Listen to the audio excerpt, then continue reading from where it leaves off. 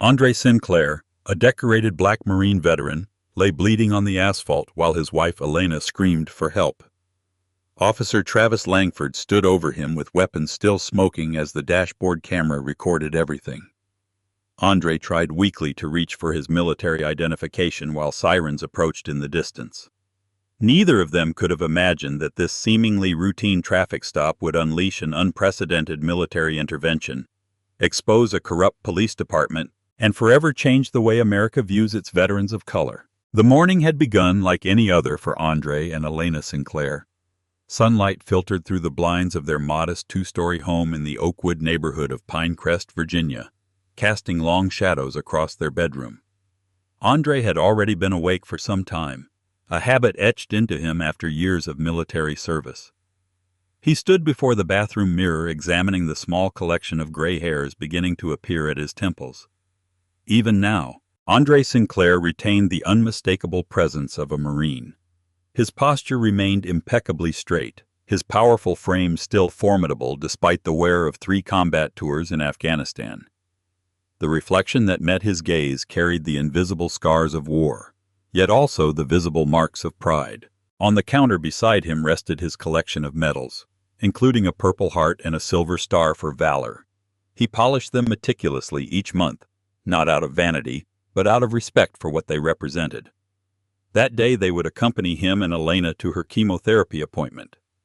It had become their ritual, a quiet reminder that they had already overcome difficult odds before. Andre heard his wife moving in the bedroom and carefully returned the medals to their velvet case. Elena had been diagnosed with stage 3 breast cancer months earlier. The aggressive treatment protocol had already left its marks, weakening her and taking the once abundant chestnut hair she had always worn with such quiet confidence. Yet Elena Sinclair remained the same iron-willed woman Andre had fallen in love with during leave in Virginia Beach years earlier. Their interracial marriage had raised eyebrows in both families at first, but time had softened most of the resistance. Most, but not all. Pinecrest, a city of modest size just outside Richmond, still carried subtle but persistent racial divisions. The Sinclairs had chosen their neighborhood carefully, seeking a diverse community when they settled there after Andre retired from active duty. Even so, incidents had occurred, nothing as blatant as the burning crosses that had marked their parents' generation. Yet Andre had noticed the distrust in certain shopkeepers' eyes when he shopped in the more affluent districts. The way some neighbors crossed the street rather than share the sidewalk with him, and the extra attention from local police whenever he drove the Lexus sedan purchased with his military retirement bonus. Elena emerged from the bedroom wearing a colorful headscarf and a determined smile that belied her exhaustion. Andre crossed the room at once to embrace her, marveling as always at her strength. Her skin had taken on the pale tone common among chemotherapy patients, yet her blue eyes remained bright and defiant. They shared a quiet breakfast while reviewing the day's schedule. The appointment at Richmond Memorial Hospital was set for later that morning. Under normal conditions, the drive would take less than an hour. Andre insisted they leave with time to spare, allowing for traffic and for the inevitable slowing of Elena's movements. The treatment would last several hours. Afterward, they planned to visit the small Italian restaurant that had become their tradition following each chemotherapy session, a way of celebrating another step toward recovery, another day fought and won. As they prepared to leave, Andre checked a second time that everything was in order. Medical documentation, insurance cards, Elena's comfort items for the long treatment session. As always, his military identification card remained securely in his wallet beside his driver's license. Carrying it was more than practical. That card represented the years he had served his country with distinction, a tangible reminder that he had earned his place as an American citizen. In communities like Pinecrest, the card had occasionally functioned as a shield against suspicion, though not always successfully. Elena settled carefully into the passenger seat of the Lexus, adjusting the heated seat to ease the constant chill that accompanied her treatment. Andre placed a kiss on her forehead before closing the door and walking around to the driver's side. As they pulled out of the driveway, neither noticed the patrol car parked 2 blocks away, nor the officer watching them with narrowed eyes. They drove in comfortable silence for the first several miles, while the radio played softly in the background. Their route would take them through downtown Pinecrest before connecting with the highway toward Richmond. Andre drove exactly at the speed limit, a practice he had adopted years earlier. Black men could not afford to give the police any excuse. His father had taught him that lesson. It had only been reinforced during his years of service, when he returned home on leave and was stopped twice despite driving perfectly. Those incidents had ended without escalation once his military status was established, yet the message remained clear. Service to his country did not exempt him from suspicion. As they approached the downtown area, Andre noticed a patrol car in his rearview mirror. Officer Travis Langford was behind the wheel, a man with several years on the Pinecrest Police Department. Langford had been watching the intersection through which residents of Oakwood typically entered the commercial district. He had developed what he privately called a sixth sense for vehicles that did not belong there. The silver Lexus with the black man at the wheel and what appeared to be a white woman as passenger immediately caught his attention. Langford ran the plates, noting that the vehicle was registered to one Andre Sinclair. He spoke into his radio. "Another one of them driving beyond his means. Let's see what Mr. Sinclair is up to this morning." Langford had accumulated multiple civilian complaints for racial profiling throughout his career, all dismissed after internal review. His supervisors had suggested he vary his patrol patterns to avoid the appearance of targeting specific neighborhoods, advice Langford interpreted selectively. He followed the Lexus for several miles, maintaining distance while searching for any violation.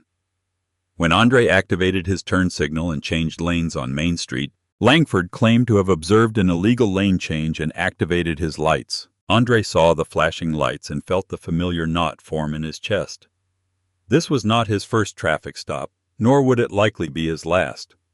He checked the speedometer, confirmed he had used his signal, and tried to recall whether the car had any equipment violation he might have overlooked.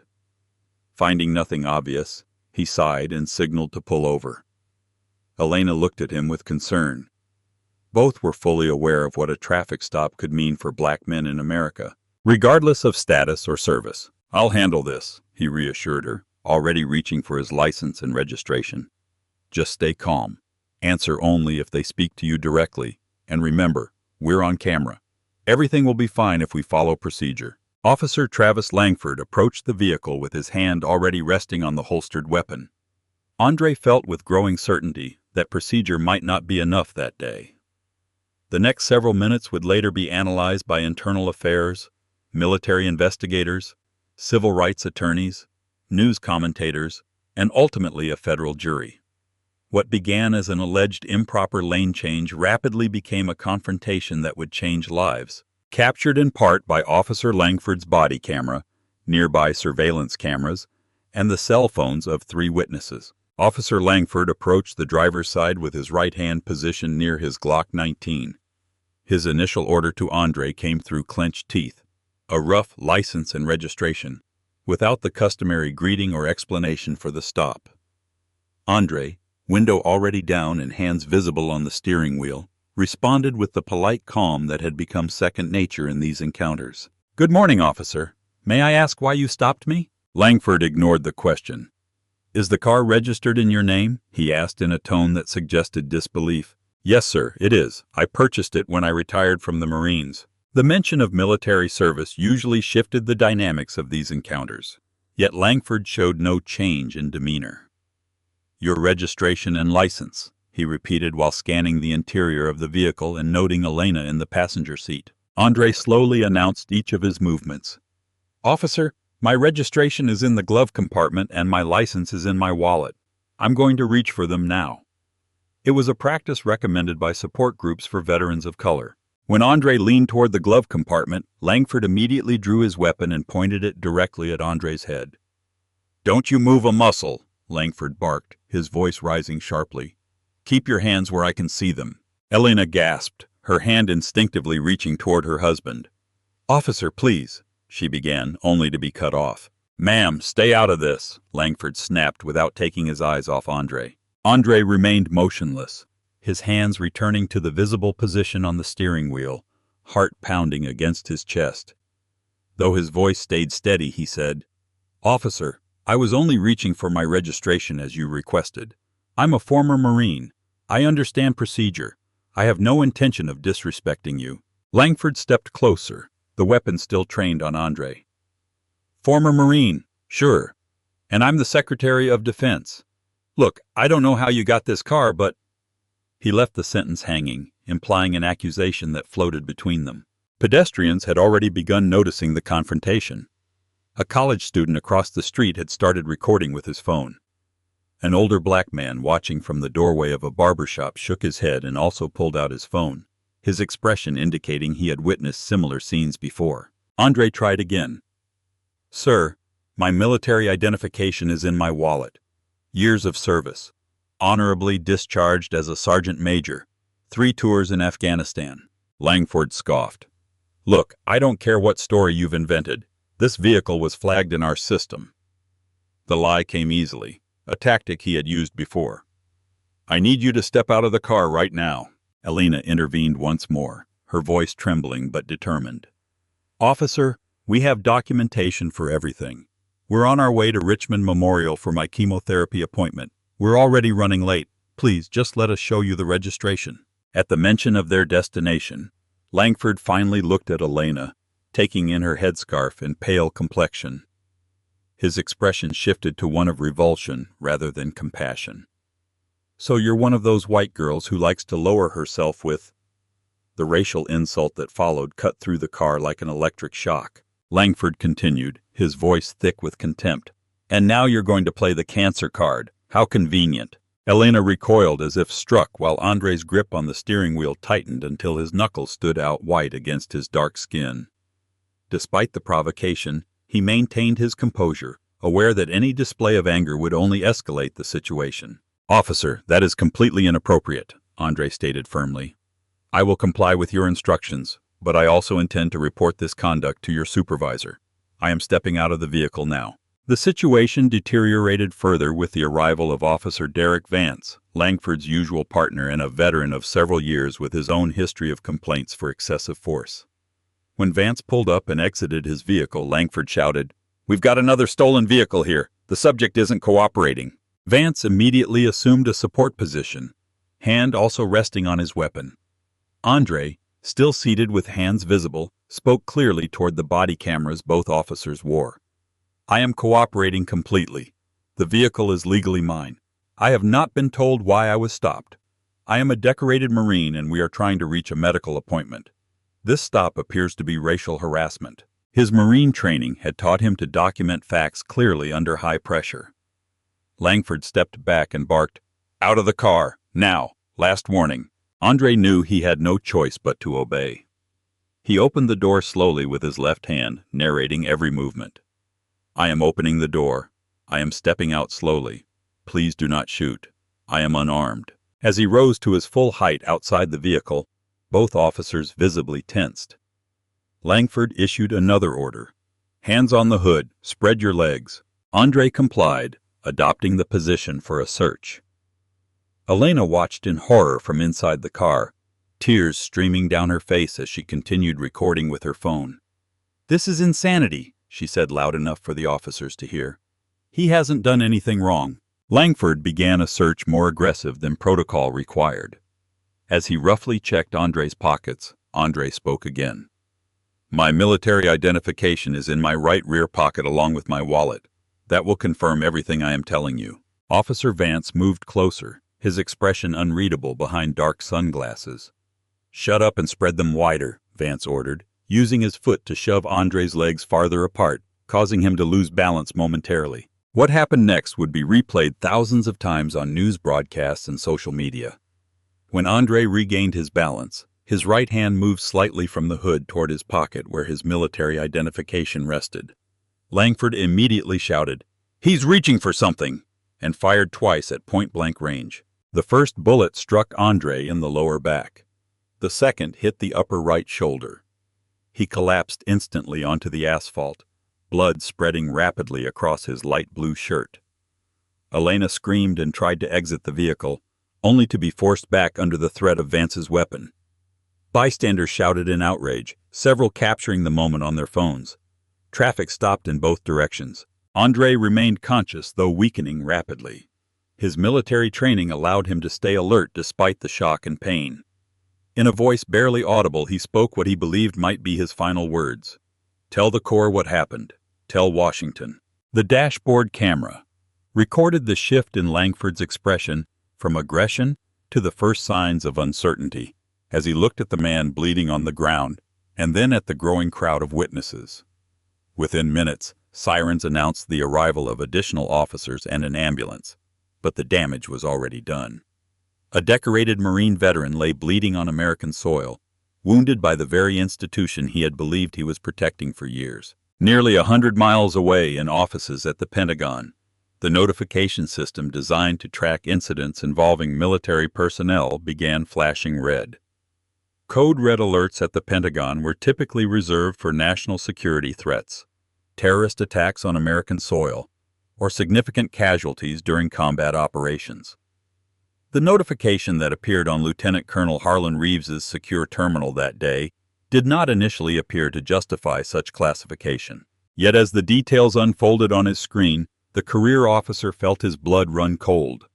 Marine veteran shot by police during a traffic stop. Pinecrest, Virginia. Sergeant Major Andre Sinclair, retired. Circumstances under investigation. Reeves had known Andre Sinclair for more than a decade. They had served together on 2 tours in Afghanistan, Reeves as company commander, Sinclair as his most trusted non-commissioned officer. The man was a legend in the unit after saving more than a dozen Marines during an ambush near Kandahar. His Silver Star had been pinned on personally by the Commandant of the Marine Corps. Reeves immediately took his secure line and began making calls, first to the hospital in Richmond where Sinclair had been transported, identifying himself as next of kin since Elena would likely be overwhelmed. Then to the Judge Advocate General's office, requesting immediate legal counsel and the presence of military police at the hospital. And finally to his superior, Brigadier General Caroline Mercer. "Ma'am, we have a situation involving one of our own. I need emergency authorization to establish a protection team for a wounded warrior." Reeves listened to the response with his jaw growing tighter. "With all due respect, General, this is not simply another civilian police incident. This is Sergeant Major Sinclair, Andre Sinclair." Recognition entered the general's voice, and authorization was granted within seconds. Meanwhile, at Richmond Memorial Hospital, chaos had erupted in the emergency department. Elena Sinclair, still in shock and with her clothing stained by her husband's blood, fought to remain at his side while medical staff worked frantically to stabilize him. A Pinecrest police officer had been assigned to stand watch, ostensibly for security but in practice keeping Elena separated from Andre. Officer Derek Vance had accompanied the ambulance, maintaining the official narrative that the shooting had been justified because Andre had made a movement that could have been toward a weapon. Hospital staff, recognizing the gravity of the situation, had requested additional security. Dr. Lena Cho, the trauma surgeon on duty, worked methodically to assess the damage while ignoring the police presence. The first bullet had struck dangerously close to Andre's spine, while the second had shattered his shoulder blade and caused significant blood loss. His condition was critical but stable enough to require immediate surgery. As she prepared to move him to the operating room, Dr. Cho addressed the officer. "You need to step aside right now. This man requires immediate surgical intervention." Vance began to object, but was interrupted by the arrival of hospital security, who firmly established medical authority over the situation. At the Pinecrest Police Department, Chief Samuel Briggs received the initial report with growing concern.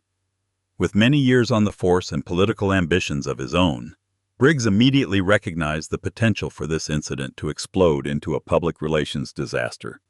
He had been pushing for full implementation of body cameras and de-escalation training, efforts repeatedly undermined by budget limitations and police union resistance. Now he faced exactly the scenario he had always feared. His first call was to the department's legal counsel, followed quickly by the mayor's office. "Initial reports suggest our officer perceived a threat," Briggs explained to Mayor Victoria Holt, careful to avoid definitive statements about the justification of the shooting. "The subject is a military veteran, which complicates matters. We are retrieving the body camera footage now." The mayor's response focused, as expected, on damage control. "Keep this contained, Chief. The last thing we need is national attention.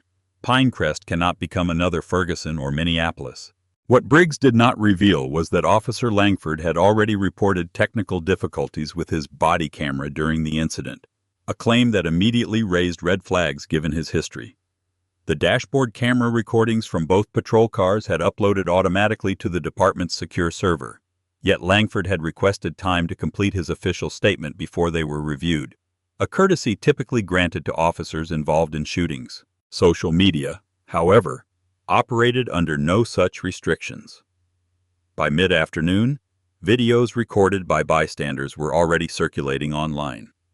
None captured the incident from beginning to end, yet together they painted a damning picture of excessive force against a cooperative black man. The hashtag #JusticeForAndre Sinclair was trending regionally within hours. Local news vans had already set up outside both the police department and the hospital. The situation escalated dramatically with the arrival of Lieutenant Colonel Harlan Reeves at Richmond Memorial. He did not come alone, but accompanied by 2 military police officers and a judge advocate general attorney, all in full uniform. Their presence immediately created a jurisdictional tension the hospital administration was unprepared to handle. Reeves identified himself at the reception desk, his voice carrying the unmistakable authority of a senior officer. "I am Lieutenant Colonel Harlan Reeves of the United States Marine Corps. I am here regarding Sergeant Major Andre Sinclair, a decorated Marine who was shot today in Pinecrest.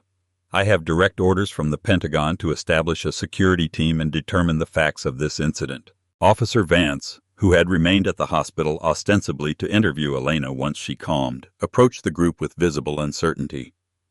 "This is a local police matter, sir. We are conducting an ongoing investigation into a shooting that resulted from—" The JAG attorney, Major Elise Oxford, stepped forward, interrupting him. "This matter is now of military interest, officer. Sergeant Major Sinclair is a decorated war hero who was apparently shot without justification. The Military Extraterritorial Jurisdiction Act grants us authority to investigate crimes against current or retired military personnel." Reeves waited no further discussion and headed directly to the surgical wing, where he was immediately recognized by Dr. Cho, who had served as a Navy medical officer before joining Richmond Memorial. "Colonel Reeves," she greeted him with a brief nod. "We are preparing him for surgery now. The bullets came dangerously close to his spine, and he has lost a significant amount of blood." Elena Sinclair sat nearby, still prevented by hospital protocol from being with her husband during emergency stabilization. Reeves approached her, softening his posture. "Mrs. Sinclair, I am Harlan Reeves. I served with Andre in Afghanistan. He saved my life and the lives of many others. I am here to ensure he receives every protection and consideration the United States military can provide." The visible relief that crossed Elena's face said everything. For the first time since the shooting, she was not facing the system alone. Outside the hospital, a small gathering of protesters had begun to form, growing as news spread through community networks. Many carried improvised signs demanding justice, while local news crews captured images for the evening broadcasts. What had begun as a traffic stop was rapidly becoming a flashpoint for long-simmering tensions over race, policing, and the treatment of veterans. Hospital security established a perimeter, uncertain how to balance public access with patient safety. By nightfall, the Pentagon issued a brief but forceful statement. The Department of Defense is aware of and deeply concerned by the shooting of retired Sergeant Major Andre Sinclair, a highly decorated Marine combat veteran. We are sending representatives to ensure proper care and due process. The United States Armed Forces stand firmly with those who have served with honor. The unprecedented step reflected the military's growing awareness of how veterans of color were treated upon returning to civilian life. At the Pinecrest Police Department, the statement landed like a bomb. Chief Briggs, reviewing preliminary reports and witness statements, began to realize that Officer Langford's account contained significant inconsistencies. The officer claimed Andre had made a threatening movement, yet several witnesses described a man precisely following police instructions. The dashboard camera recordings Briggs had finally reviewed, despite Langford's objections, showed Andre clearly announcing his movements before making them. Most damning of all, A witness video had captured Langford using a racial slur during the encounter. As Briggs prepared to brief the mayor again, he faced an uncomfortable truth. This was not a case that could be handled through the usual channels of internal investigation and administrative leave. With the Pentagon involved, national media attention was inevitable. His department, and possibly his career, now hung by a thread, all because one officer could not see beyond the color of a Marine veteran's skin. Battle lines were being drawn in Pinecrest. By the following dawn, Officer Travis Langford had been placed on administrative leave with pay, the standard procedure in officer-involved shootings. The police union had immediately assigned him legal representation and issued a statement supporting his claim of a perceived threat. Yet within the department itself, quiet divisions had begun to form. Officers who had worked with Langford knew his reputation for aggressive tactics with minority citizens, while others feared for the department's image and their own standing within a community now under national scrutiny. Chief Briggs had convened an emergency meeting with his command staff well before the press surrounded them. "The evidence is problematic, gentlemen," he stated bluntly after reviewing the available recordings and witness statements. "The prior complaints against Langford make this particularly delicate. We are implementing full transparency protocols immediately. Every piece of evidence goes through official channels. Every statement will be recorded. Anyone who attempts to handle this outside official procedure will answer directly to me." His implicit message was clear. He suspected some within the department might try to protect Langford by manipulating evidence. The chief's concerns were not unfounded. In the men's locker room, Officer Derek Vance was already speaking quietly with officers sympathetic to Langford. "Listen, Travis made a split-second decision based on what he perceived as a threat. We've all been there. That guy, the Marine, was huge and moved his hand. What was Travis supposed to do? Wait for a weapon? Besides, that Marine type was probably dealing with PTSD or something. Dangerous combination." Several officers nodded while others maintained uncomfortable silence. Sergeant Denise Rodriguez, one of the few women and one of the even fewer Latinas on the force, interjected from nearby. "Actually, he was a Marine, not Navy, and the body camera should show exactly what happened. Same with the dash cams and the civilian videos. If Langford did everything by the book, he has nothing to worry about." The direct comment ended the conversation, yet the division it revealed would only deepen in the days that followed. Pinecrest carried a complex racial history that now gave context to the current crisis. Founded as a tobacco processing center before the Civil War, the city had transformed into a manufacturing hub in the 20th century, attracting working-class residents of diverse backgrounds. The 21st century had brought technology companies and government contractors, gentrifying some neighborhoods while leaving others untouched by prosperity. The resulting demographic mosaic created natural tensions that the shooting had ignited. By mid-morning, two distinct protest groups had formed downtown. In front of the police department, a diverse crowd of several hundred demanded justice for Andre Sinclair, many carrying signs featuring his military photograph beside the words, "He served all of us. Who serves him?" A smaller group had gathered in support of law enforcement, their signs reading "Blue Lives Matter" and "We support our police." Local clergy attempted to maintain peaceful separation between the groups, yet occasional verbal confrontations still erupted. At Richmond Memorial Hospital, an unprecedented scene was unfolding. Lieutenant Colonel Reeves had established what amounted to an unofficial military post in the waiting area, nearest the intensive care unit where Andre Sinclair had been moved after successful but complicated surgery. 8 uniformed Marines, all former members of Andre's unit who lived within driving distance, had arrived overnight. They maintained a disciplined rotation. Ensuring 2 Marines stood guard outside Andre's room at all times, while others supported Elena and coordinated with hospital administration. The hospital administration, uncertain how to handle this unauthorized yet unchallenged military presence, had opted to yield to the gravity of the situation and the calm professionalism of the Marines. No one knew precisely the legal legitimacy of the arrangement, yet the moral authority it projected was undeniable. Reeves had established direct communication with the Pentagon, providing hourly updates on Andre's condition and the evolving situation. Inside Andre's room, machines monitored his vital signs while he remained unconscious. his body fighting to recover from both the physical trauma of the shooting and the extensive surgery to remove bullet fragments. Elena sat beside him. Her own chemotherapy appointment had been completely forgotten amid the crisis. Her oncologist had visited, assuring her that delaying one treatment due to an emergency would not significantly affect her overall protocol. The Marines had arranged for Elena's parents to fly in from Minnesota.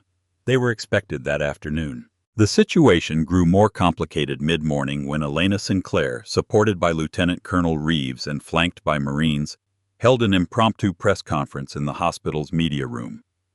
Her voice trembled, yet her determination remained firm as she recounted in detail the events of the traffic stop. "My husband served this country with honor for years. He followed every instruction that officer gave him. He identified himself as a veteran. I was taking me to my cancer treatment." Her composure broke for a moment. "And still they shot him, simply for being a black man driving a nice car with his white wife." Elena continued, describing Langford's use of racial insults and the deliberate escalation of a routine traffic stop. Reeves spoke briefly afterward, his words measured but forceful. "The United States Marine Corps takes care of its own. Sergeant Major Sinclair saved American lives on the battlefield. He deserves better than to be gunned down on the streets of the United States. We will remain here until justice is done." The press conference reached national news within an hour, major networks interrupting their programming to air segments of Elena's emotional testimony. At the Pinecrest Police Department, Chief Briggs watched the broadcast with growing concern. He had just completed his own review of all available evidence, including recordings not yet made public. The more he saw, the more indefensible Officer Langford's actions appeared. What disturbed him most was the evidence that Langford had specifically targeted the Sinclair's vehicle, following it for several miles before fabricating a pretext for the stop. The alleged improper lane change was barely visible on the dashboard recording, if it existed at all. Briggs had spent years on the force, rising with a reputation for fairness. Yet he had also witnessed the subtle and sometimes overt racism that infected policing, not only in Pinecrest but across the country. He had attempted to confront these issues through training and the hiring of diverse officers, efforts that had met resistance from entrenched interests within the department and the union. Now he faced the most significant crisis of his career. His next move would determine not only his professional future, but the very soul of the department he led. Meanwhile, Mayor Victoria Holt had convened an emergency meeting with city council members and legal advisors. The Pentagon's intervention had elevated what might have been a manageable local controversy into an existential threat to the city's leadership. Damage control was no longer a viable strategy. Some form of substantive response was clearly required. The legal counsel outlined potential civil litigation costs, while the public relations consultant warned of irreparable damage to the city's reputation as a whole. The situation grew still more complex that afternoon when Reeves, acting on information from Pentagon intelligence sources, made a stunning discovery. Officer Langford's younger brother, Nathan Langford, had served as a Marine in Afghanistan during the same period as Andre Sinclair.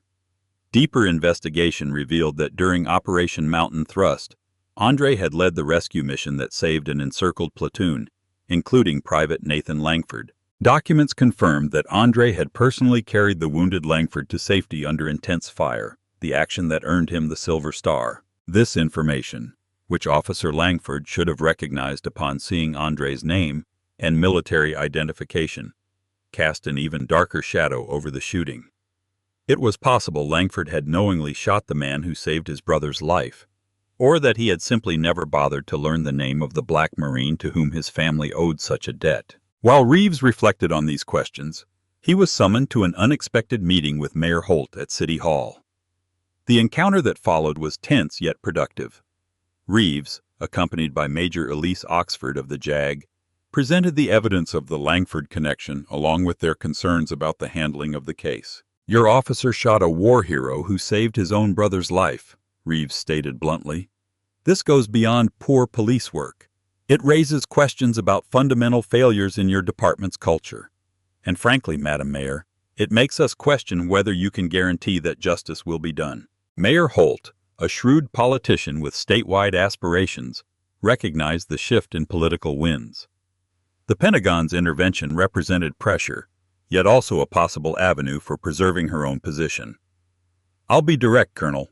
Our department has problems we have been trying to address. Budget limitations and union resistance have slowed progress, but this incident changes everything. I need to know exactly what the military wants here." Reeves's response was equally direct. Transparency, justice, and reforms that ensure no other veteran faces what Andre Sinclair endured. The meeting concluded with a tentative alliance. The mayor would push for an accelerated investigation with state police participation, while Reeves would help manage the growing military presence in a way that exerted pressure without provoking further division. As the sun set over Pinecrest that evening, the situation at the hospital took another dramatic turn. Andre Sinclair showed his first signs of consciousness since surgery, squeezing Elena's hand in response to her voice. The medical team upgraded his condition from critical to serious but stable. The bullet near his spine had caused significant nerve damage, yet by the narrowest of margins had not resulted in permanent paralysis. His recovery would be long, yet the possibility of full recovery remained. This development arrived as a ray of hope for the community of supporters maintaining a vigil outside. What had begun as a small group now included veterans associations, civil rights organizations, and concerned citizens from across the region. The Pentagon's involvement had also drawn national media, with satellite trucks permanently installed near the hospital. As one day became the next, the lines of conflict hardened across Pinecrest. The shooting of Andre Sinclair had exposed deep fractures in the community, in the police department, and indeed in the nation's understanding of how it treated its veterans of color. The quiet suburb had transformed into an unexpected battlefield within America's long struggle with its own contradictions. And at the center of it all lay a Marine who had survived enemy fire abroad, only to face a potentially more lethal threat on the streets of his own home. The blue wall of silence began to crumble faster than anyone anticipated. By the following morning, the initial solidarity among Pinecrest officers had fractured along multiple lines. Several officers, especially younger ones and those from minority backgrounds, had privately approached their supervisors to express concern about working with Langford when he returned to duty. Others feared for their own safety in a community where trust in the police had plummeted overnight. The President of the United States had commented on the situation during a press conference, calling the shooting disturbing and demanding a transparent investigation. For the officers of Pinecrest, the national spotlight exposed uncomfortable truths they had avoided confronting for years. While Langford remained secluded in his suburban home under the protection of union representatives, independent journalists began publishing details of his departmental record. Multiple prior complaints of excessive force had been filed against him, all by people of color, all dismissed after internal investigations. 2 had resulted in settlements paid by the city without admission of guilt, a common practice that protected officers while costing taxpayers money. Most devastating were the performance evaluations, showing that Langford's supervisors had observed his aggressive tactics yet cataloged them as proactive policing in high-crime areas, a phrase that took on sinister implications when compared with the predominantly minority neighborhoods where these incidents occurred. Officer Derek Vance, Langford's closest partner and ally on the force, found himself in an increasingly untenable position. Having witnessed the shooting firsthand, his initial support now forced him either to maintain statements contradicted by video evidence or risk facing charges for filing false reports. Vance had a family, teenage twins preparing for college and a mortgage with years remaining. The possibility of losing his pension or facing criminal charges had kept him awake for the past 2 nights. Inside headquarters, a different pressure was building. Chief Briggs had requested assistance from the state police to conduct the investigation, a move that signaled his lack of confidence in his own department's ability to investigate itself impartially. This decision had earned him the enmity of union leadership, yet the grudging respect of reform-minded officers. Among them was Detective Amara Torres, one of the few black women in the department and the only one assigned to internal affairs. Torres had spent years building cases against problem officers, only to see most end in minor sanctions.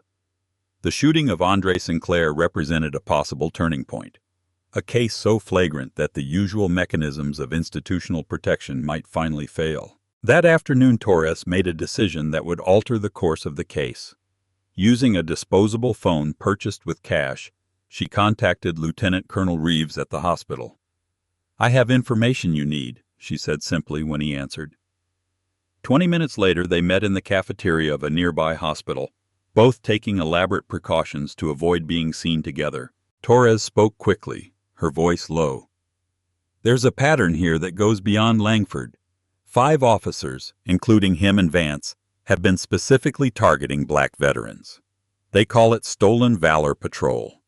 They profile black men driving nice cars with military plates or stickers, then look for reasons to stop them. The explicit goal is to catch them in what Langford calls stolen military privilege. This has been going on for at least 3 years. Reeves maintained his composure, though the muscles in his jaw tightened visibly. "Do you have documentation?" Torres nodded. "Everything is encrypted on a secure drive. Performance metrics, text messages between officers, dashcam recordings they've kept off the official servers. Langford keeps trophy photos of the encounters on his personal phone. I need protection before I turn it over. Her career, her safety, and possibly even her life would be at risk the moment she crossed the thin blue line." Reeves understood immediately. "The Pentagon has resources. We can guarantee federal whistleblower protection. This goes beyond a single shooting. This suggests a conspiracy to violate civil rights." His military mind was already formulating a strategy, identifying the necessary chain of command to handle such an operation and determining the required resources. The conversation lasted less than 10 minutes, yet its implications would resonate for months. While Detective Torres returned to police headquarters, a different drama unfolded in the district attorney's office. Prosecutor Nadia Reyes, a career attorney with political aspirations of her own, was navigating dangerous waters. The evidence against Langford was overwhelming, yet prosecuting a police officer remained one of the most difficult and politically risky actions any prosecutor could undertake. Police unions wielded considerable political influence, and convictions in these cases were notoriously difficult to secure regardless of the strength of the evidence. Reyes had spent the morning consulting with her senior staff, reviewing precedents, and considering various charging options. The Pentagon's presence further complicated her calculations. Would federal authorities displace her jurisdiction? Should she welcome such intervention? By midday, she had reached a tentative decision to file charges, yet she needed additional evidence before proceeding, particularly access to Langford's personal communications around the time of the incident. That evidence would arrive sooner than she expected. At the Pentagon, military intelligence specialists had been discreetly assigned to assist Reeves's unofficial investigation. Their focus was not the shooting itself, but the broader context suggested by Detective Torres's revelations. Using capabilities typically reserved for counterterrorism operations, they began mapping Langford's digital footprint. The results were disturbing. Langford maintained active profiles on several fringe forums known for white nationalist content. Although he avoided explicit racial slurs in public posts, his comments revealed a troubling pattern of hostility toward minorities in general and black military personnel in particular. Even more concerning was his participation in a private chat group composed exclusively of like-minded law enforcement officers. The group's name, Honor Guard, represented a deliberate perversion of military terminology to conceal its real purpose: monitoring and harassing minority veterans. Intelligence officers compiled their findings into a confidential report for Reeves, which he received via encrypted transmission that evening. The document included screenshots, user data, IP verification confirming Langford's identity, and pattern analysis showing increasingly aggressive rhetoric over recent months. This digital trail established premeditation that transformed the narrative from an impulsive decision gone wrong into a deliberate attack on a black veteran. At Richmond Memorial Hospital, Andre Sinclair's condition continued to improve slowly. He had regained consciousness for longer periods, though pain medication kept him far from full lucidity. Doctors had conducted additional studies confirming their initial assessment. With proper rehabilitation, he could recover most of his function, though his physical capabilities at a military level would likely be permanently compromised. Elena had finally accepted rest, sleeping on a cot in the room while her parents maintained the vigil alongside the Marines. The hospital had adapted to the unusual circumstances, and staff had developed an unexpected camaraderie with the military personnel. The Marine presence had expanded further as more veterans from Andre's former units arrived, some traveling long distances to support their brother-in-arms. They coordinated with local veterans groups to establish a support system for Elena, ensuring meals, transportation, and even housekeeping services for the Sinclair's home. The story had struck a chord in military communities across the country, transcending racial and political divisions with a fundamental question. If a decorated Marine could be shot while complying with police orders, who was truly safe? That question resonated especially among veterans of color, many of whom shared similar experiences of suspicion and hostility after returning to civilian life. By Thursday evening, Langford was showing signs of psychological deterioration. His union-appointed attorney had informed him that the dashboard camera recording contradicted key elements of his initial statement. The department had already revised its official posture, no longer claiming Andre had made threatening movements and instead characterizing the shooting as a tragic misunderstanding. Langford recognized the shift for what it was, the beginning of his abandonment by the institution he had served for years. Alone in his house, he began drinking heavily, making rambling calls to Vance and other sympathetic officers. During one of those calls, he issued veiled threats against the witnesses who had recorded the incident. One of the officers, concerned about the possibility of further violence, reported these comments to Sergeant Rodriguez, who documented them officially. Langford's mental deterioration added another layer of urgency to an already volatile situation. As Thursday night settled over Pinecrest, few of those involved slept well. Chief Briggs reviewed contingency plans for possible unrest if charges were filed. Lieutenant Colonel Reeves secured the latest intelligence reports while coordinating next steps with Pentagon officials. Detective Torres reviewed her encrypted evidence again and again, aware that her next actions would irrevocably change her career and possibly her life. Elena Sinclair fluctuated between exhausted sleep and anxious wakefulness, never releasing her husband's hand. And in the ICU bed, Andre Sinclair fought his own battle, his body attempting to heal wounds inflicted not by foreign enemies, but by a fellow American sworn to protect and serve. His military training had prepared him to face death on the battlefield.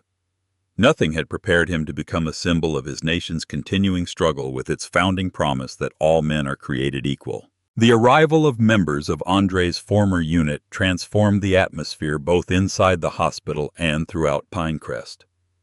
By Friday morning, 27 Marines had gathered, representing every rank from private to colonel. They had come from 2 states, many taking emergency leave from current posts, others making significant personal sacrifices to support their former sergeant major. The sight of dress and service uniforms moving with purpose through the hospital corridors became a powerful reminder of Andre's service and the unbreakable support of the Marine Corps. Local media captured images of the Marines' arrival, many embracing before entering the hospital with solemn determination. Their presence achieved what protests alone could not, a physical testament to Andre's character and contributions that transcended political divisions. Even those who instinctively supported law enforcement could not help feeling discomfort at the image of a decorated Marine bleeding on American pavement. The Marines established a formal rotation schedule, ensuring continuous presence while allowing rest and meals. They coordinated closely with hospital security, maintaining discipline and decorum, even when emotions ran high. Several brought personal items of significance to place in Andre's room, medals they had earned under his leadership, unit photographs from deployments, letters from those who could not attend in person. The collection grew throughout the day, a shrine honoring a man whose impact had shaped dozens of military careers. Lieutenant Colonel Reeves maintained operational command of this unofficial deployment, leveraging his Pentagon connections to arrange transportation, lodging, and even air support for Marines coming from farther away. The logistical machinery of the armed forces, normally reserved for official operations, had been quietly redirected to support one of their own. Although Reeves would later face questions about the authorization of these resources, the immediate effect was undeniable, a demonstration of strength that required no weapons. Among the Marines who arrived was Sergeant Major James Rodriguez, who had served directly under Andre during the Kandahar operation, in which Nathan Langford was rescued. Rodriguez carried with him the citation for Andre's Silver Star, which he read aloud to the assembled Marines in the hospital waiting room. On the 27th of April, during Operation Mountain Thrust, Sergeant Major Sinclair and his platoon received intelligence about Taliban movements near Forward Operating Base Cobra. While returning from a reconnaissance mission, the platoon encountered intense enemy fire from elevated positions, resulting in 3 casualties and 7 Marines trapped with minimal cover and scarce ammunition. Despite suffering shrapnel wounds to the left arm and torso, Sergeant Major Sinclair crossed 75 meters of exposed terrain under concentrated fire to reach a disabled MRAP containing additional weapons and medical supplies. After securing these critical resources, he again challenged enemy fire to deliver them to the isolated Marines. When informed that Private Nathan Langford was critically wounded and stranded behind enemy lines, Sergeant Major Sinclair organized and led a 5-man team through hostile territory, personally engaging and neutralizing 3 enemy combatants. Upon reaching Private Langford, Sergeant Major Sinclair administered emergency medical care before carrying him 120 meters to safety, despite sustaining additional wounds. His extraordinary valor and devotion to his fellow Marines directly resulted in the survival of 8 service members who otherwise would have perished. The citation brought tears to many present, including nurses and doctors who had paused their rounds to listen. What Rodriguez did not read was the personal letter Nathan Langford had written to Andre after recovering from his wounds, a letter expressing eternal gratitude and promising to honor Sinclair's example through his own service. That letter now rested framed on the Langford family mantle, a fact that would soon acquire painful significance. As the Marines consolidated their presence, memories of Afghanistan ran through many minds. Andre had been a legend long before the Kandahar incident. Marines told stories of his unyielding standards during training, standards that had saved their lives in combat, of his ability to remain calm under fire, of his insistence on treating local Afghans with respect, even when others saw only potential threats. He had also faced discrimination within the military itself. Despite his exemplary record, he had been passed over for promotion twice early in his career, advancing only when his combat leadership became impossible to ignore. White officers later admitted they had initially questioned his capabilities based solely on implicit bias, only to become his strongest advocates after seeing him in action. Andre never publicly complained about those obstacles, choosing instead to overcome them through excellence and integrity. His philosophy, frequently repeated to younger Marines under his command, had become something of a mantra among those present. Your character is defined by how you respond when the system fails you. By midday Friday, the Marine presence had begun attracting media attention beyond local coverage. National networks sent correspondents, framing the story as a reflection of broader questions about race, policing, and military service.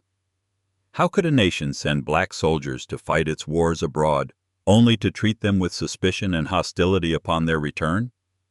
The question resonated with particular force given the country's history. More than 50,000 black Americans had died in the nation's wars since its founding, yet full equality remained elusive. At the Pentagon, initially cautious in its official statements, began showing firmer support. The Commandant of the Marine Corps issued a personal statement. Sergeant Major Andre Sinclair exemplifies the highest traditions of the United States Marine Corps. His service to this nation is unblemished. We are closely monitoring his condition and expect full accountability regarding the circumstances of this incident. The Secretary of Defense followed with similar sentiments, stopping short of directly criticizing the Pinecrest Police Department, yet making clear that all Department of Defense resources supported the investigation. Virginia Governor Elena Richardson was also drawn into the developing events. As the state's highest authority, she held final responsibility over the state police agencies now involved in the investigation. Her initial response had been cautious, calling for patience while facts were established. Yet as Pentagon involvement increased and national media focus intensified, her political calculations shifted. After consulting with her staff and state police leadership, she contacted Reeves directly. Lieutenant Colonel, the governor's voice was firm over the secure line, I understand you have established a considerable presence at Richmond Memorial. Reeves maintained military formality. Yes, Governor. We are supporting one of our own while the investigation proceeds. The governor's next words took Reeves by surprise. I am ordering the state police to assume full control of this investigation effective immediately. Additionally, I request that your Marines withdraw. This has become a police matter, not a military one. Reeves had anticipated resistance, yet not a direct confrontation with the state's highest authority. His response was measured though firm. With all due respect, Governor, we are not operating in an official military capacity. These are private citizens exercising their right to support a wounded veteran. As for the investigation, I welcome state police intervention. Yet the Pentagon also has interests in this matter. The conversation grew increasingly tense as the governor insisted on military withdrawal and Reeves refused, courteously but categorically. The confrontation ended with a veiled threat from Richardson. If your unauthorized quasi-military operation interferes with state functions, Colonel, there will be consequences for your career. The call concluded without resolution. Yet Reeves immediately reported the conversation to his superiors at the Pentagon, who reaffirmed their support for his actions. The governor's intervention, likely motivated by political pressure from police unions and conservative constituencies, only strengthened the Marines' determination. While tensions escalated at the political level, a different drama unfolded at the Langford home.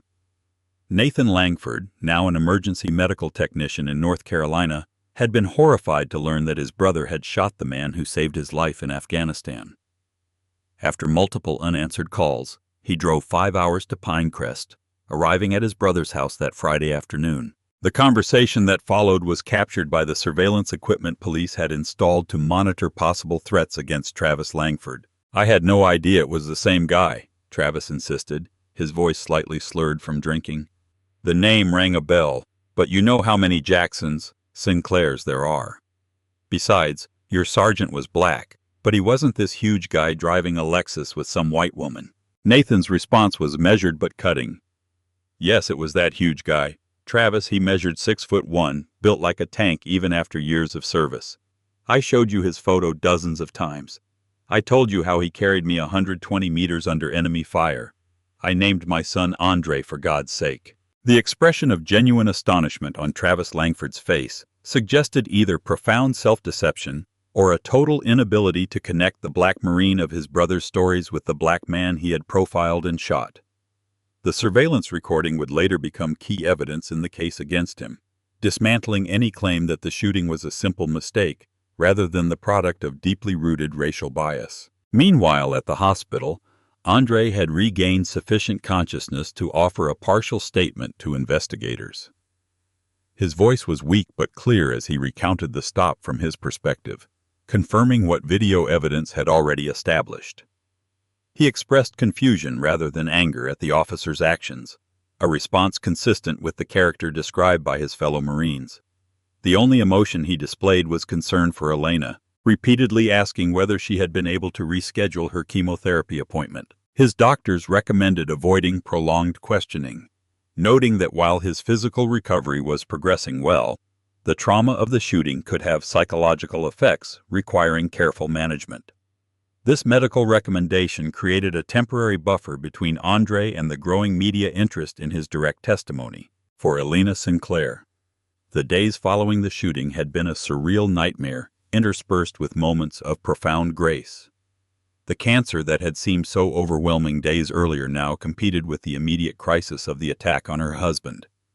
Her oncologist assured her that a brief delay in treatment would not significantly affect her prognosis, yet the stress itself carried health risks. The Marine community had surrounded her with support, handling everything from hospital paperwork to media inquiries.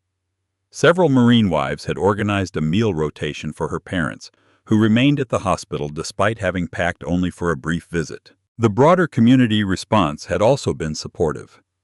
Local civil rights organizations offered legal counsel and community liaison.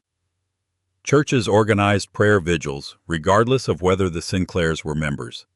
Even strangers sent cards, flowers, and offers of help. Yet this support was counterbalanced by unsettling incidents. Anonymous calls left threatening messages at the Sinclairs' home. Social media accounts linked to police sympathizers published their address and suggested they were exploiting the situation for financial gain. Most disturbing was the arrival of a small package at the hospital containing a bullet and a note that read, "Next time he won't survive." Security protocols were immediately reinforced, and all mail addressed to the Sinclairs began being examined before delivery. By Friday night, the situation had reached a fragile equilibrium. The Marines maintained their vigil. The investigation advanced on multiple fronts. Andre continued his slow recovery. Yet beneath this relative calm, powerful forces were gathering momentum. Social media campaigns urged Marines across the country to travel to Pinecrest in a show of solidarity. Pentagon officials discussed options for formal military intervention should civilian authorities fail to ensure justice. Officer Langford, increasingly isolated and unstable, continued issuing threatening statements that were being monitored by law enforcement. And in offices across Pinecrest, from the police department to City Hall to the district attorney's office, different individuals weighed personal integrity against institutional loyalty, making decisions that would soon collide with devastating force. Saturday morning brought the turning point many had anticipated, yet for which few were truly prepared. Andre Sinclair's condition suffered an alarming deterioration around dawn, vital signs destabilizing, fever rising rapidly, blood pressure plummeting. Medical staff rushed to his room, quickly diagnosing a severe infection at one of the surgical sites. Elena, who had been sleeping on the nearby cot, was led into the hallway while doctors worked to stabilize him. Lieutenant Colonel Reeves, maintaining an exhausting schedule of barely 4 hours of sleep per night, arrived minutes after being notified. The gravity of the situation was evident as additional specialists were summoned and Andre was prepared for emergency surgery. The infection had spread faster than anticipated, creating a new, potentially fatal crisis. As Andre was wheeled toward the operating room, Elena walked beside him, her face reflecting the terrible weight of the possibility of losing him after he had seemed to be recovering.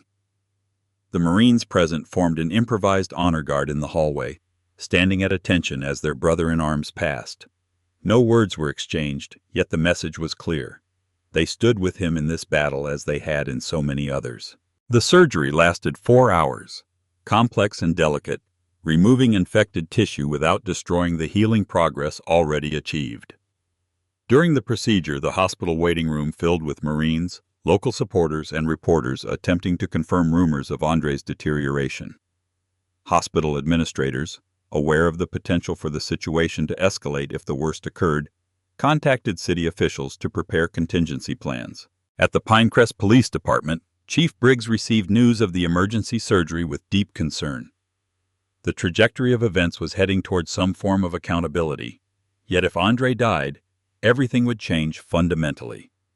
A fatal shooting would elevate potential charges from assault to homicide, further intensify public reaction, and likely trigger a federal civil rights investigation regardless of local actions. Briggs had spent the previous night reviewing Detective Torres's official reports, which carefully documented her concerns without revealing her role as whistleblower. Even in that limited version, the evidence painted a disturbing picture of systematic harassment of minority veterans.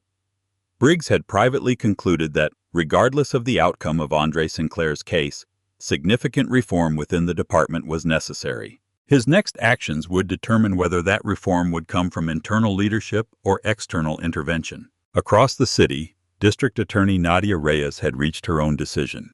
After reviewing all available evidence, including witness statements, video recordings, and Officer Langford's disciplinary history, she instructed her team to prepare charging documents for attempted murder. The decision came after consulting with state prosecutors and considering possible federal interest in the case. Although police shootings were typically charged as assault or manslaughter even when fatal, the evidence of premeditation and racial animus in this case justified far more serious charges. Reyes understood the political risk she was taking.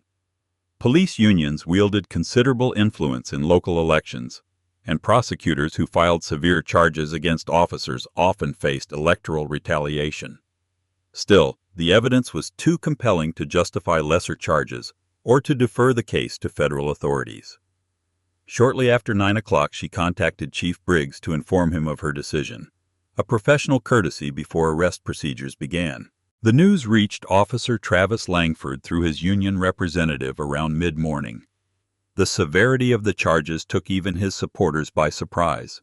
Many had expected the typical administrative leave followed by eventual reinstatement. Attempted murder with a hate crime enhancement carried the potential of decades in prison, not years. Langford, already unstable after days of isolation and alcohol, reacted with a mixture of panic and fury. He repeatedly called Officer Vance and other allies on the force. Yet most calls went unanswered as colleagues began distancing themselves from what increasingly appeared an indefensible position. A's media reported Reyes's decision. Reactions split along predictable lines. Civil rights organizations applauded the appropriate severity of the charges, while police unions denounced what they called a politically motivated overreaction. City officials issued carefully worded statements supporting the judicial process without commenting on Langford's guilt or innocence. On social media, both calls for justice and counter-narratives insisting, despite video evidence, that Andre had provoked the shooting erupted. Lieutenant Colonel Reeves received the news while awaiting updates on Andre's surgery. The charges represented a significant step toward accountability, yet his military training reminded him to maintain focus on the primary mission: Andre's recovery. He coordinated with Pentagon officials to ensure continued support, including medical specialists if needed. Reeves had also expanded security measures around the hospital, anticipating possible retaliation from Langford sympathizers. Shortly before noon, the surgical team emerged with cautiously positive news. They had succeeded in removing the infected tissue and stabilizing Andre's condition. The next 48 hours would be critical. Yet if no complications arose, he should recover. Elena received the news with visible relief, collapsing into her mother's arms as the morning's tension gave way to exhausted gratitude. While Andre's medical crisis dominated attention at the hospital, a parallel drama unfolded downtown. Langford, accompanied by his attorney and union representatives, surrendered at police headquarters in a carefully choreographed media event. Dressed in a conservative suit rather than his uniform, he maintained a solemn expression as cameras captured his entrance into the building. His attorney read a brief statement. Officer Langford maintains his innocence and looks forward to presenting the full context of this unfortunate incident in court. He acted in accordance with his training and in response to what he perceived as an immediate threat. We ask the public to reserve judgment until all facts are presented in the appropriate forum. The statement notably avoided addressing the racial elements of the case or the victim's military service, focusing instead on the split-second decision narrative common in police shooting defenses. Langford was processed efficiently, his colleagues handling the procedures with professional detachment. Bail was set at $500,000, a figure his attorney immediately protested as excessive. Still, arrangements were made through the police union's legal defense fund, and by mid-afternoon Langford had been released pending trial. His first action after release was to hold an impromptu press conference on the courthouse steps, departing from his attorney's advice to remain silent. His appearance shocked many observers. The once confident officer looked haggard, with visible weight loss and the trembling hands of someone struggling with alcohol withdrawal. His statement oscillated between rehearsed talking points and emotional outbursts. "People talk about the stress police officers face every day," Langford insisted, raising his voice. "We make split-second decisions that people later question from the comfort of their living rooms." I saw a large, aggressive individual who suddenly moved his hand toward his waist. I acted to protect myself and my partner. A's cameras rolled. Langford's composure deteriorated further. His mention of PTSD and mental health challenges in policing might have generated sympathy had it not been for his next statements. "These people come into our communities with their military background thinking they're above the law. They drive cars they can't afford. They marry women they have no business with and expect special treatment. Then they play the race card when held accountable." The racially charged comments, broadcast live by local networks and rapidly disseminated on social media, completely destroyed his attorney's carefully constructed strategy. When Langford was hurried toward a waiting car, the damage was already done. His own words had confirmed what the evidence suggested, a shooting motivated by racial prejudice rather than legitimate fear. Back at Richmond Memorial, Andre Sinclair remained unconscious after surgery, his condition listed as serious but stable. Doctors had induced a medical coma to give his body the best chance to fight the infection and heal from both the gunshot wounds and the surgical interventions. Elena maintained her vigil, supported by the growing community that had formed around the Sinclairs. The Marine presence had expanded still further, with nearly 40 former comrades already participating in the rotation. They had established a kind of command center in a nearby hotel, coordinating logistics, media responses, and security with military precision. Their presence had acquired symbolic meaning that transcended personal support for Andre. They represented the values of American military service, an absolute contrast to the corruption and prejudice exposed within the Pinecrest Police Department. When Langford's comments on the courthouse steps reached the Marines at the hospital, the reaction was cold anger rather than surprise. His words simply confirmed what many had experienced upon returning to civilian life. The status and respect that accompanied the uniform often disappeared when the color of their skin became the primary marker in everyday interactions. As Saturday progressed, an unexpected development once again shifted the dynamics. Through channels that would later become the subject of investigation, a USB drive containing years of Officer Langford's body camera recordings appeared anonymously at the local CBS affiliate. The station's legal team reviewed the content before airing selected segments that same evening. The recordings showed a disturbing pattern of Langford focusing on minority drivers, especially those with military identifiers on their vehicles. In multiple incidents, he questioned vehicle ownership, expressed disbelief at military credentials, and used racially charged language when speaking with his partner out of earshot of those he had stopped. Most incriminating was a video from 3 weeks before the shooting of Andre Sinclair in which Langford stopped another black veteran and commented to Vance, "Another case of stolen valor. These guys buy military ID cards on the black market, you know." The broadcast created an immediate sensation, and national networks picked up the story within minutes. Questions arose about how the material had been obtained, why it was not part of official records, and who within the department had access to this apparent archive of misconduct. Chief Briggs immediately ordered an investigation into the source of the leak, while placing Officer Vance on administrative leave pending examination of his knowledge and participation in the pattern of harassment. Langford's defense team, already struggling with the impact of his racist comments on camera, was further compromised by the recordings. His lead attorney contacted Reyes's office that Saturday night inquiring about possible plea agreements, only to receive the response that given the severity of the charges and the public interest in the case, significant concessions were unlikely. With his legal situation deteriorating rapidly, Langford made perhaps his most dangerous decision. Using disposable phones and encrypted messaging apps monitored by intelligence agencies supporting the operation, he began contacting individuals with connections to extremist groups, seeking both protection and possible retaliation against those he considered responsible for his situation. These communications, detected by intelligence, suggested that Langford was not only desperate but potentially planning violence. By the end of Saturday, Andre Sinclair's vital signs had stabilized.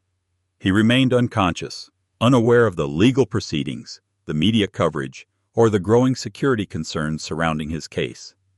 His body fought its own battle while outside his room a far larger one erupted over justice, accountability, and his country's unresolved racial tensions. At the intersection of military values and police culture, two institutions with enormous influence on American identity, a flashpoint had been created that would finally force a reckoning in Pinecrest and beyond. As Sunday approached, intelligence suggested that Langford, free on bail and increasingly unstable, had obtained additional weapons and might be planning some form of final confrontation. Sunday's dawn brought a development few had anticipated, though Pentagon intelligence had already detected preliminary signals.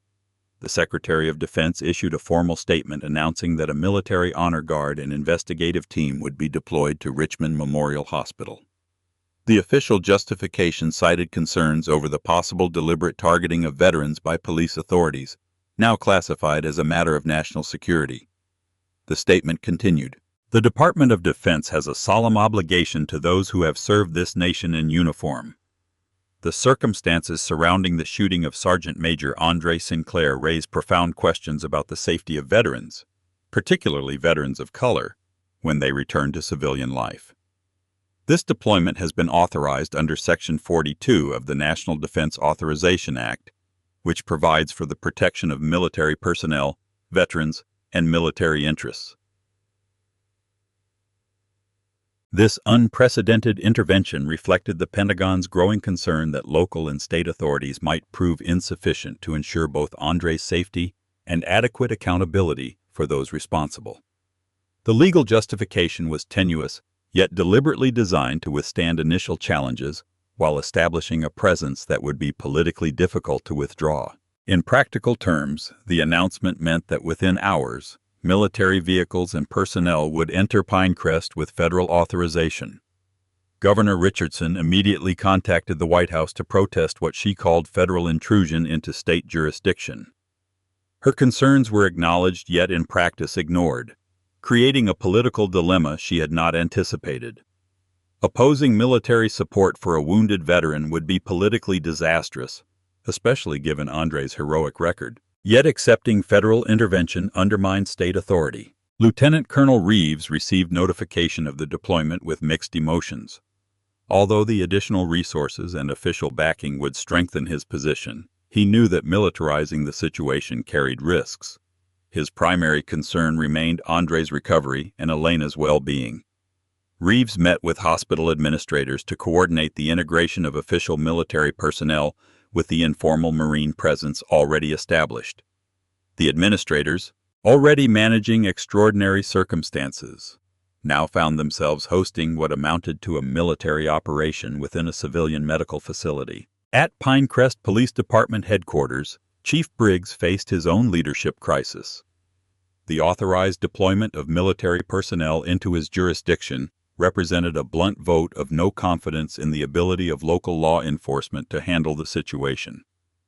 His morning briefing with command staff was tense, several senior officers arguing that the military presence should be legally challenged. Briggs, however, recognized the futility of such resistance. Public opinion had shifted dramatically against the department, with protesters maintaining a constant presence outside the building and calls for his resignation increasing daily. After dismissing most of the staff, Briggs asked his deputy chief and legal counsel to remain. The conversation that followed would later be described in Briggs's grand jury testimony. "Gentlemen," he began, "we have to make a fundamental decision. Can we resist this intervention and inevitably fail, further damaging our department's reputation? Or can we acknowledge that serious problems exist and cooperate with the inevitable reforms?" The deputy chief, a 20-year veteran named Thomas Reynolds, argued for resistance. "Chief, allowing the military to intervene sets a dangerous precedent. This remains a police matter regardless of the victim's background." Briggs's response was measured but firm. "What's dangerous is a culture that allowed Langford and others to systematically target veterans of color without consequences.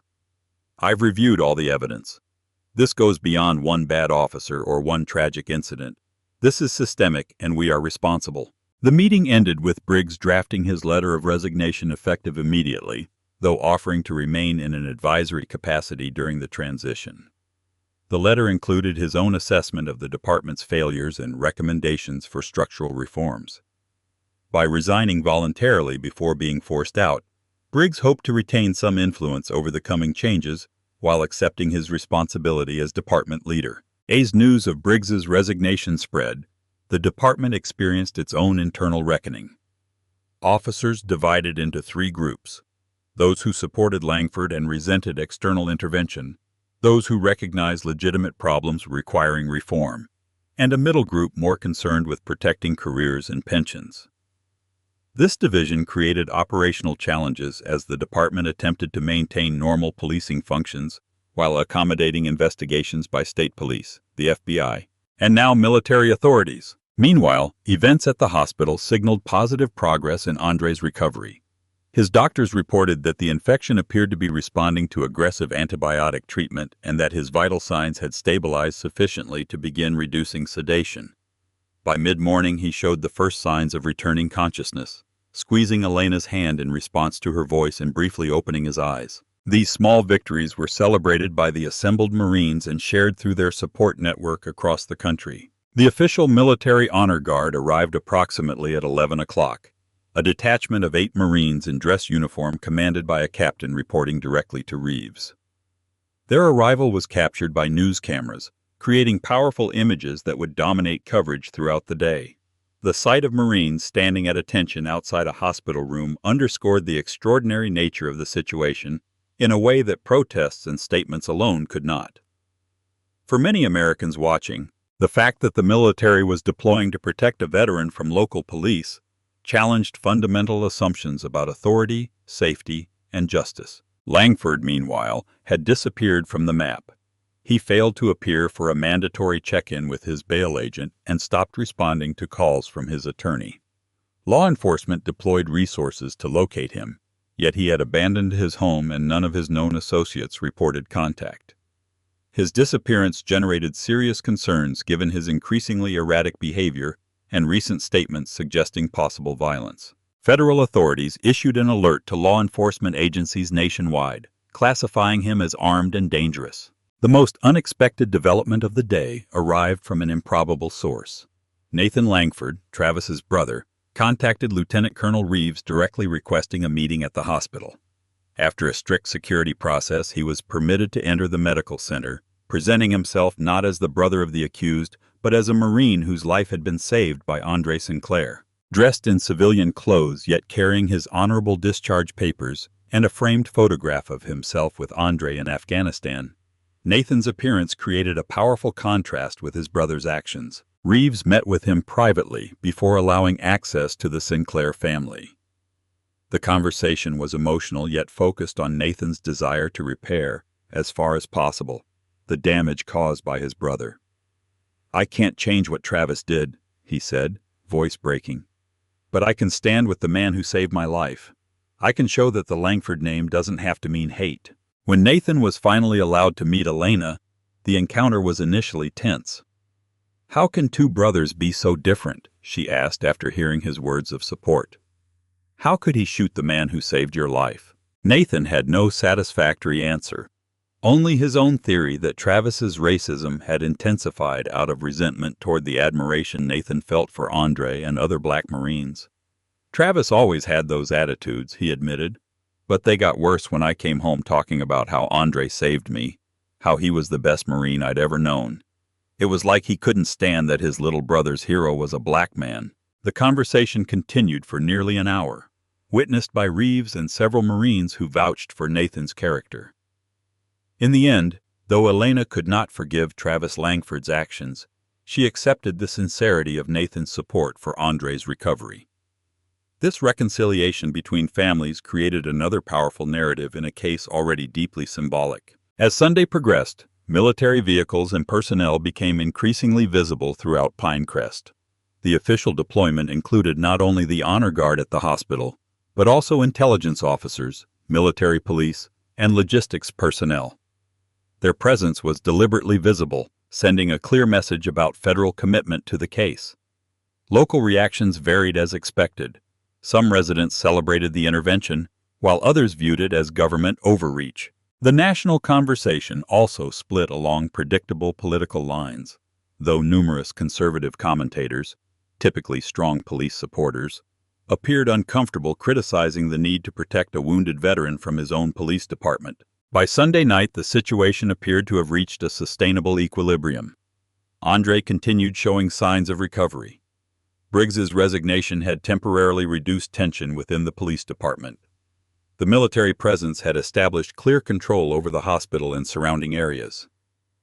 What no one yet knew was that Travis Langford, after abandoning his home and evading surveillance, had obtained the identification badge and uniform of a hospital employee through an internal contact. Security cameras would later show that he entered through a service door around 8:15 that evening. His appearance had been altered with a beard and glasses. He carried a backpack later determined to contain 2 handguns and additional ammunition. His destination? The 5th-floor ICU where Andre Sinclair continued his recovery, surrounded by what Langford perceived as his enemies. The carefully coordinated security built over days was about to face its gravest test, and the narrative of the wounded warrior protected by his brothers in arms was about to reach its climactic moment. As Langford advanced through service corridors, avoiding main hallways where Marines might recognize him, Andre Sinclair opened his eyes fully for the first time since his emergency surgery. Seeing Elena beside him, he managed a weak smile and whispered a single word. "Hello." Neither of them had any idea that within minutes they would face another life-or-death confrontation with the man who had already irrevocably altered their lives. The Pentagon honor guard had arrived, yet the most dangerous threat had already breached the perimeter. The confrontation in room 517 of Richmond Memorial Hospital would later be reconstructed through security recordings, witness statements, and the accounts of those who participated directly.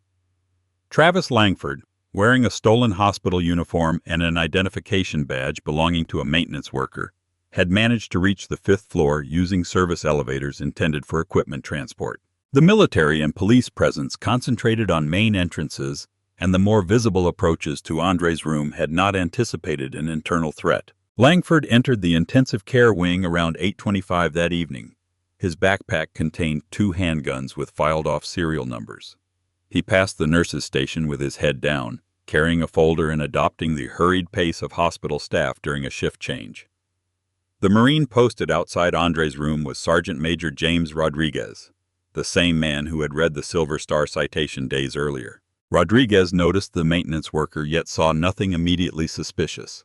His attention was focused on possible threats from public areas. Only when Langford moved directly toward the room did Rodriguez step forward to intercept him. "Hospital maintenance normally coordinates with nursing," Rodriguez said. "They don't operate independently," Langford replied in a casual voice. "I need to check the oxygen regulator. New protocol since the incident downstairs." His reference to a non-existent incident nearly worked, creating a moment of confusion. Yet Rodriguez's training asserted itself. "I need to see the authorization," he responded, placing himself more directly between Langford and the door. "Let me call the charge nurse." Langford recognized the exact moment his deception had failed. In one fluid motion he dropped the folder, drew a 9mm pistol from his waistband, and pressed it against Rodriguez's ribs. "Don't be stupid, Marine. I just want to talk to them. One scream and I put you down first." Rodriguez, evaluating options with the speed of a man trained in combat, recognized that Langford's finger was already on the trigger. Creating a disturbance would likely result in his own death, and perhaps place those inside the room at even greater risk. He nodded almost imperceptibly, allowing Langford to reach past him and open the door. Inside, Elena sat beside Andre, who remained weak but conscious. Reeves had stepped out briefly to coordinate with Pentagon officials, leaving the couple momentarily alone except for the guard outside. When the door opened, Elena looked up expecting medical staff, only to find herself face to face with the man who had shot her husband. Her scream died in her throat as Langford entered, the weapon now visible, and Rodriguez was shoved in behind him. "Close the door," Langford ordered, his voice surprisingly steady despite his disheveled appearance. "Elena, don't make a single sound or I swear to God I'll finish what I started." Despite the terror, Elena's first instinct was to place herself between Langford and her husband. Andre, still heavily medicated yet increasingly aware, immediately grasped the gravity of the situation. "Travis," he said in a weak but clear voice, "this isn't going to end the way you want." Langford's laugh held no humor. "You don't know what I want, Sinclair. You don't know anything about me." His weapon moved between targets, Rodriguez by the door, Elena standing protectively by the bed, and Andre reclining against the pillows surrounded by medical equipment. "There are 15 Marines right outside," Rodriguez said calmly. "Armed or not, you're not leaving this room if you hurt anyone." Langford nodded as if acknowledging a chess move. "That's why we're going to have a conversation first. A real, honest conversation about what's happening in this country." The confrontation that followed lasted 27 minutes, during which Langford oscillated between rage, self-pity, and fleeting moments of lucidity. He revealed a worldview shaped by perceived grievances, resentment toward affirmative action programs that he believed favored minorities over more qualified white candidates, and a specific anger toward black veterans whom he felt received undeserved respect and benefits. Throughout the monologue, Andre remained remarkably serene, his military training evident despite his weakened state. "I know about Nathan," Andre said during one of Langford's pauses. "I know he's your brother." Langford's expression shifted, surprise momentarily replacing anger. "You knew?" "I never forget the men I serve with," Andre explained, his breathing labored, yet his voice firm. "Private Langford from Michigan. Carried a 2016 World Series baseball as a good luck charm. Wanted to be a paramedic. I pulled him out of that ditch outside Kandahar. He'd been hit in the leg and shoulder." As Andre spoke, the hand holding Langford's weapon trembled slightly. "He has your picture on his wall," Andre continued. "He named his son after me. He sends Christmas cards to my mother every year." The revelation visibly struck Langford, whose face contorted under conflicting emotions. The brother with whom he had grown up, competed, and grown distant after military service maintained a connection with Andre Sinclair that Travis had never known, or had chosen to ignore. Elena, sensing a possible opening, spoke for the first time since the confrontation began. "Travis, your brother was here today. He's standing with Andre, not because they both served, but because they understand something you don't, that we're all just people trying to survive." Mention of Nathan's visit seemed to destabilize Langford further. He demanded details of the encounter. As Andre and Elena carefully described Nathan's appearance and words, Langford's agitation visibly increased. "He called me a disgrace," Langford claimed, though neither Andre nor Elena had mentioned any such comment. "That's why I'm here, to prove to everyone that I had reasons, that I'm not just some racist cop like they all say." It was at that moment that an unexpected voice came from the doorway. "You didn't have any reasons, Travis." The voice belonged to Nathan Langford, who had returned to the hospital after learning of his brother's disappearance, fearing exactly this scenario. Lieutenant Colonel Reeves stood beside him. Both men had arrived silently after hospital security noted an unexpected shift change on the cameras. The sight of his brother accompanied by a senior Marine officer broke something inside Travis Langford. His weapon wavered, then lowered slightly. "They're making me the scapegoat, Mike," he said, his voice now that of a younger brother seeking understanding. "The department, the union, everybody, they all did the same things I did. They're just letting me take the fall." Nathan advanced carefully into the room, hands visible and movements slow and deliberate. "No, Travis. You shot a man during a traffic stop because of the color of his skin. Nobody forced you to do that." The brothers stood face to face, years of divergent paths crystallizing into a single moment. Outside the room, Reeves quietly coordinated additional Marines to secure the hallway, evacuate nearby patients, and prepare for possible intervention. Through the partially open door they could hear the conversation, yet they maintained discipline, recognizing that Nathan might achieve what force would only turn into tragedy. "I can't go to prison," Travis said, voice breaking. "You know what happens to cops in prison." Nathan nodded, acknowledging the reality without offering false comfort. "But you can do the right thing now. The people in this room aren't your enemies. That man saved my life, which means he also saved part of yours. He saved all of us." The tension in the room had begun to ease. Langford's weapon now pointed vaguely toward the floor without a clear target. The possibility of a peaceful resolution seemed increasingly near, until rapid footsteps in the hallway shattered the fragile calm. 3 officers from the Pinecrest Police Department, all known allies of Langford, had managed to access the floor. Their arrival at the door, weapons drawn, provoked an immediate escalation. One of them shouted, "Travis, we're here!" The momentary confusion detonated chaos. Langford raised his weapon by instinct, years of police training asserting themselves. Rodriguez, seeing the movement, launched himself at Langford despite the risk. Nathan interposed himself between his brother and the Marine. Andre, with a strength few believed he still possessed, shoved the monitoring equipment aside and pushed Elena to the floor, covering her with his own body despite his wounds. In the chaos that followed, several shots were fired. When the Marines from the hallway secured the room seconds later, they found Langford subdued by Rodriguez and Nathan, who together had prevented him from using his weapon. One of the three officers who had burst in had been shot in the shoulder by another officer's weapon during the confusion. Miraculously, no one else was injured, though Andre's condition had destabilized from the exertion, requiring immediate medical intervention. The three officers were taken into custody by military police. Their unauthorized presence and apparent attempt to assist Langford raised serious questions about an active conspiracy still operating within the department. Langford himself was secured by federal agents who had been monitoring the situation. He now faced additional charges including attempted murder, hostage-taking, and weapons violations, ensuring he would remain in custody until trial. In the hours that followed, Elena refused to leave Andre's side despite the insistence of medical staff. Her determination was rewarded when his condition stabilized once more. After approximately 30 minutes of intensive care, Andre opened his eyes, found her hand, and whispered, "Still here." That simple phrase, considering what they had just survived, carried profound meaning for both of them. The epilogue of these events unfolded over the following months, extensively documented by the media and eventually becoming the foundation for congressional hearings on police reform and veterans' rights. Langford and 8 other officers from the Pinecrest Police Department faced federal charges for civil rights violations, evidence tampering, and conspiracy.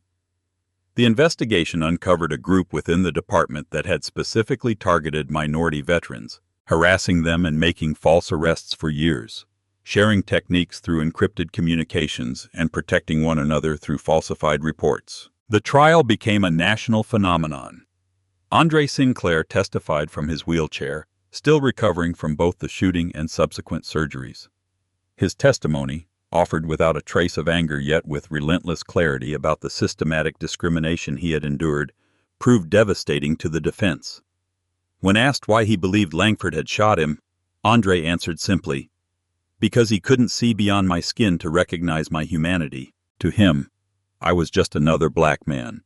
Not a Marine, not a husband taking his wife to cancer treatment, not a citizen with rights, only a threat to be neutralized." Langford was ultimately sentenced to 25 years in federal prison. His co-conspirators received sentences ranging from 8 to 15 years. The Pinecrest Police Department underwent profound restructuring under state supervision and a consent decree requiring reforms in training, recruitment, and accountability mechanisms. The Virginia legislature passed what became known as the Jackson Act, later renamed the Sinclair Act, establishing new protocols for police interactions with veterans and strengthening hate crime statutes. Andre's recovery progressed steadily, though he would never fully regain the function of his right arm and would need a cane for longer distances. Elena's cancer treatment resumed with positive results, and her oncologist declared her in cautious remission the following spring. Together they founded the Sinclair Foundation for Veterans Justice, dedicated to advocating for minority veterans facing discrimination and to building bridges between the military community and law enforcement. Nathan Langford, having stood with Andre against his own brother, became an unexpected ally in this work, speaking powerfully about how military service had transformed his understanding of race and community.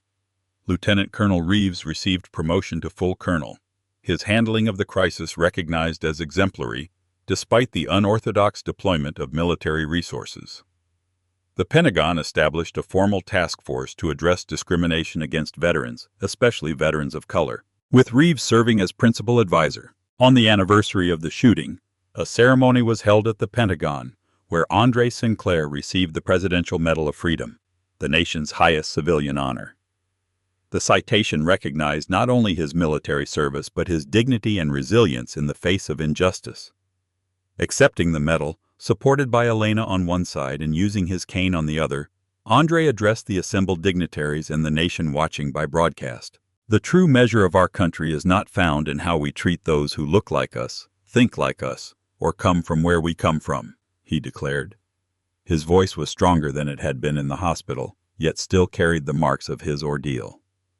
"It is found in how we treat those who are different, those who challenge our assumptions, those who reveal our contradictions. I love this country enough to have nearly died for it twice, once in Afghanistan and once on American soil. But love does not mean blindness to flaws. It means commitment to growth. If my experience helps us grow as a nation, then every moment of pain will have been worthwhile. As the events in Pinecrest faded into history, becoming case studies in police academies and military leadership courses, the fundamental questions they raised remain relevant.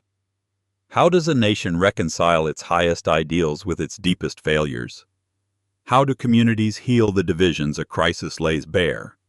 And perhaps most importantly, how do individuals find the courage to stand for what is right when the systems designed to protect them fail? Andre and Elena Sinclair continue their work, living testimonies to resilience, forgiveness, and the constant struggle toward a more perfect union.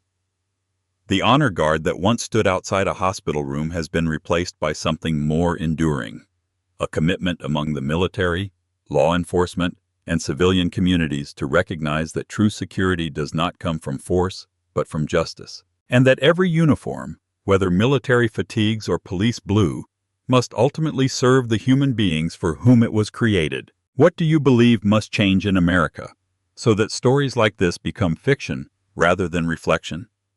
If this account moved you, support veterans of color by sharing your thoughts in the comments, leaving a like so this important message reaches more people, subscribing to stay informed about similar issues, and sharing it with those who need to understand these realities.